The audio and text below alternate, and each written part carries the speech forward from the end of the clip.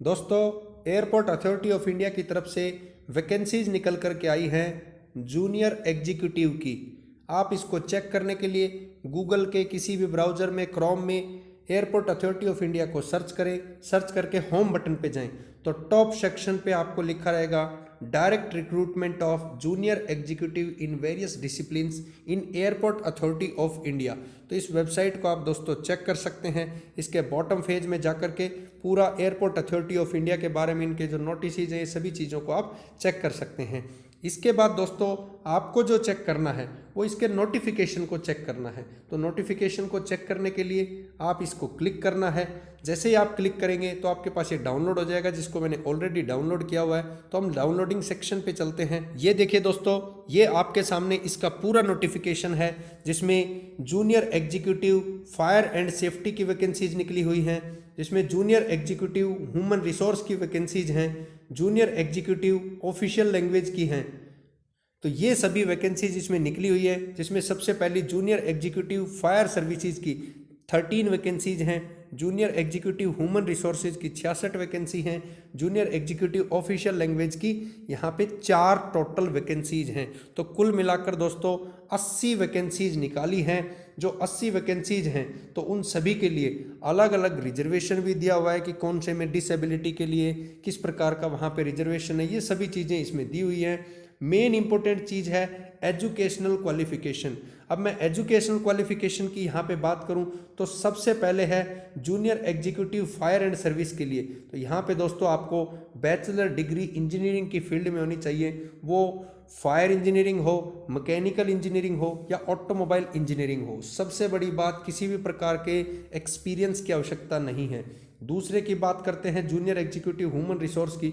वहाँ पे आपका ग्रेजुएट होना या एमबीए और इसके इक्विवेलेंट 2 साल का ड्यूरेशन होना चाहिए, जो कि स्पेशलाइजेशन ह्यूमन रिसोर्स मैनेजमेंट में मांगा हुआ है, ह्यूमन रिसोर्स डेवलपमेंट में मांगा हुआ है, PM&IR में मांगा हुआ है, लेबर वेलफेयर के अंदर मांगा हुआ है। इसमें भी किसी प्रकार के एक्सपीरियंस की आपको आवश्यकता नहीं है। तीसरे की बात करते हैं जूनियर एग्जीक्यूटिव ऑफिशियल लैंग्वेज की। तो यहाँ पे पोस्ट ग्रेजुएशन हिंदी या इंग्लिश, जिसमें हिंदी या इंग्लिश रेस्पेक्टिवली एक सब्जेक्ट होना चाहिए डिग्री लेवल पे दोस्तों, और पोस्ट ग्रेजुएशन किसी भी अदर सब्जेक्ट में हो जिसमें हिंदी और इंग्लिश एज ए कंपलसरी या इलेक्टिव सब्जेक्ट होना चाहिए डिग्री लेवल पे। इसमें एक्सपीरियंस मांगा हुआ है 2 साल का, translation relating to glossary and from English to Hindi and Hindi to English preferably of technical और साइंटिफिक लिटरेचर। इनके अंदर यहाँ पे एक्सपीरियंस मांगा हुआ है। अब थोड़ा सा यहाँ पे बॉटम फेज में चलते हैं कि डिग्री और डिप्लोमा जो है वो रिकॉग्नाइज्ड यूनिवर्सिटी से होना चाहिए, जिसमें परसेंटेज ऑफ मार्क्स जो हैं वो केवल पासिंग मार्क्स है दोस्तों। BE-BTech जो है वो अलाउ, वहाँ पे ये कहता है candidates having BE-BTech BSc degree are allowed to apply where essential qualification is prescribed as bachelor degree in engineering. जहाँ पे बैचलर डिग्री इंजीनियरिंग की है तो कैंडिडेट जो BE-BTech या BSc हैं वो सभी यहाँ पे एलिजिबल हैं। अब बात करते हैं अगले इंपॉर्टेंट फैक्टर की। तो यहाँ पे दोस्तों ये है एज की लिमिट। तो एज कितनी होनी चाहिए? 27 साल मैक्सिमम एज होनी चाहिए। 18 मार्च 2025 तक, जो कि लास्ट है फॉर्म भरने की, तो 18 मार्च 2025 तक 27 साल इसकी डेट होनी चाहिए। रिलैक्सेशन 5 साल का SC/ST कैंडिडेट्स को, 3 साल का OBC नॉन क्रीमिलेयर कैंडिडेट्स को, और यहाँ पे 10 साल दिया हुआ है जो फिजिकली हैंडीकैप जो कैंडिडेट्स हैं उन सभी के लिए। एक्स सर्विसमैन का जो एज रिलैक्सेशन है वो गवर्नमेंट ऑफ इंडिया के जो ऑर्डर्स होते हैं टाइम टू टाइम निकलते हैं उनके अकॉर्डिंग यहाँ पे दिया हुआ है। और जो एयरपोर्ट अथॉरिटी की जो सर्विस में ऑलरेडी उनके लिए यहाँ पे 10 साल का एक्सपीरियंस दिया हुआ है दोस्तों। तो ये तो बात थी एज लिमिट की कि एज लिमिट का जो फैक्टर है वो क्या क्या होना चाहिए। नेक्स्ट इंपॉर्टेंट चीज़ आती है यहाँ पे ओपनिंग कब होगी। तो फॉर्म इसके भरे जाएंगे 17 फरवरी 2025 से। क्लोजिंग जो डेट रहेगी वो 18 मार्च 2025 को रहेगी।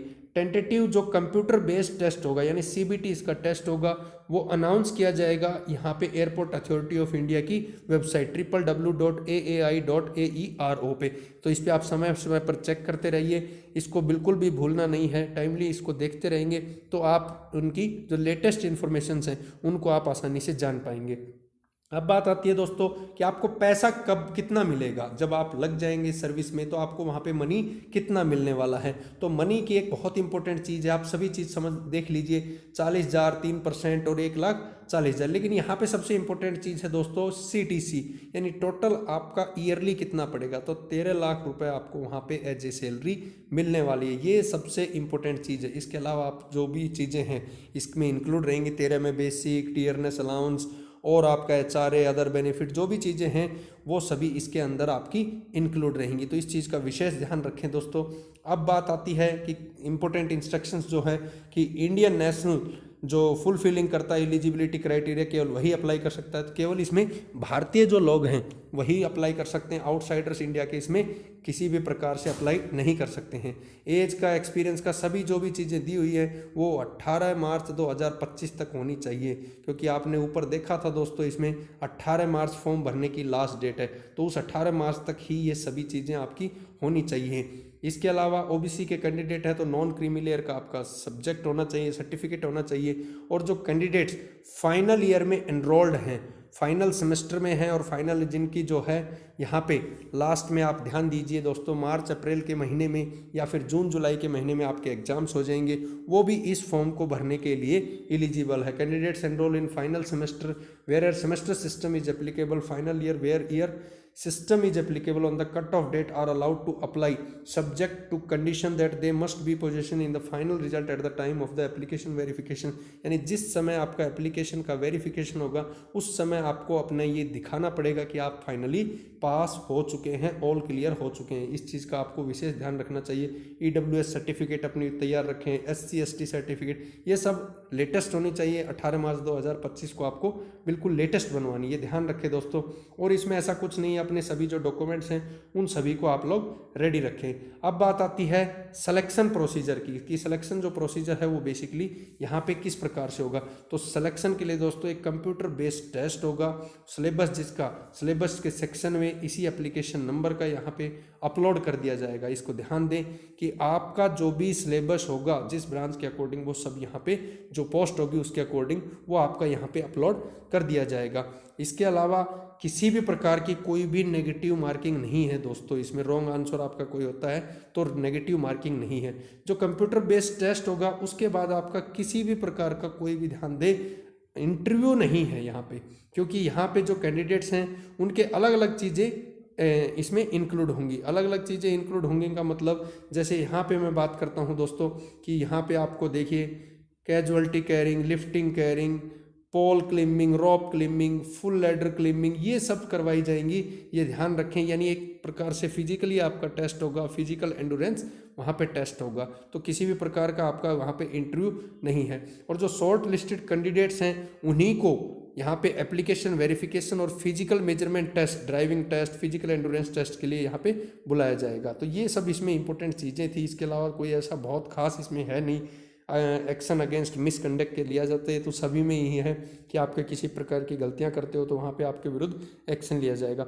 अप्लाई कैसे कर सकते हो दोस्तों, और अप्लाई में क्या क्या कंडीशंस हैं उनको आप ध्यान से पढ़ लें। जैसे वैलिड ईमेल आईडी होना चाहिए, आपको ऑनलाइन ही अप्लाई करना है। ऑनलाइन अप्लाई जो करना है उसमें भी दोस्तों आपको विशेष चीज़ का ध्यान रखना है कि इसकी वेबसाइट किसी फेक वेबसाइट से ना करें, www.ai.aero के ऊपर ही करें, कैरियर्स में जाएं। इसके अलावा कंप्लीट आपको जो फिलिंग करनी है वो ईमेल आईडी, मोबाइल नंबर से आपकी स्टार्टिंग होगी चीज़ें। और इसके बाद आपकी जो भी लेटेस्ट पासपोर्ट साइज़ फ़ोटो है उसको आप स्कैन करवा के रखें। और यहाँ पे 3 महीने से ज़्यादा वो पुरानी नहीं होनी चाहिए। सिग्नेचर जो है वो डिजिटल फॉर्मेट में होने चाहिए और बड़े अक्षर में नहीं होने चाहिए, इसका आप लोग विशेष ध्यान रखें। इसके अलावा जो इंस्ट्रक्शंस फोटोग्राफी इमेज के बारे में दी हुई है वो है 30 KB मिनिमम और 100 KB यहाँ पे मैक्सिमम। कलर फोटो होने चाहिए, किसी प्रकार की कैप, हैट, डार्क ग्लासेस ये उस पर नहीं होनी चाहिए। देखिए दोस्तों ध्यान रखें विशेष इन चीज़ों का। सिग्नेचर जो है वो 20 KB मिनिमम और मैक्सिमम 80 KB। अब बात आती है कि कितनी एप्लीकेशन की यहाँ पे फीस रहेगी। तो दोस्तों 1000 रुपये आपके एप्लीकेशन की फ़ीस रहेगी, ये ध्यान रखें। 1000 रुपये GST उसमें मिलाकर है दोस्तों, और ये ऑनलाइन ही फीस आपकी वहाँ पे कटने वाली है। इसके अलावा दोस्तों एप्लीकेशन जो फॉर्म है is integrated with the payment gateway and the payment process can be completed by the following instructions. On click submit button the candidate will be navigated to SBI e pay lite payment portal. ऐसा portal आएगा, SBI e pay lite payment portal आएगा और candidate जो है वो deposit करें अपनी request examination fees. तो ये फीस के रिगार्डिंग सभी डिटेल्स आपको दी हुई हैं। जनरल जो इंस्ट्रक्शंस है वो बिल्कुल सिंपल हैं, सभी पोस्टों में कुछ इसी प्रकार की इंस्ट्रक्शंस रहती हैं। तो ये थी दोस्तों एयरपोर्ट अथॉरिटी ऑफ इंडिया, जिसमें जो पोस्टें निकली हुई हैं बहुत इंपॉर्टेंट पोस्टें हैं, और junior executive fire service, junior executive human resource, junior executive official language. Thank you दोस्तों।